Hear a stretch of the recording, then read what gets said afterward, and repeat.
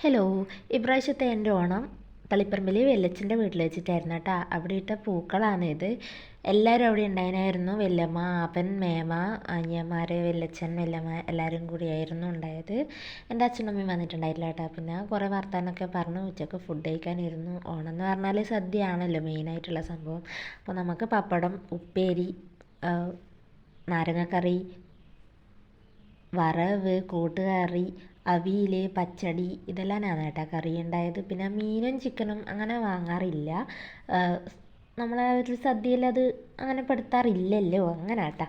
പിന്നെ സാമ്പാറെല്ലാം ഒഴിച്ച് നല്ലൊരു പിടി പിടിച്ചു കേട്ടോ. പിന്നെ അതുപോലെ ഏട്ടന്മാരെല്ലാം വന്നിട്ടുണ്ടായിരുന്നു.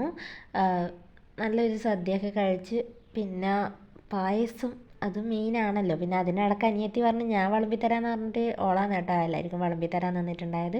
പ്രഥവനാണ് ഉണ്ടായത്. കുറേ വീഡിയോയിലെല്ലാം കണ്ട് കൊതിയായിട്ടാണ് പ്രഥവനിൽ പപ്പടം പൊട്ടിച്ച് കുഴച്ച് തിന്നത് ഗൈസ്. പക്ഷേങ്കിൽ പപ്പടം കുറച്ച് ഞെളുത്ത് പോയിനി, എന്നാലും സാരില്ല, അത് വെച്ച് അഡ്ജസ്റ്റ് ചെയ്തിട്ടുണ്ട്. പിന്നെ ഒരു പഴത്തിൻ്റെ കുറവാണ് പായസത്തിലുണ്ടായത്. അപ്പോൾ ടാറ്റ ബൈ.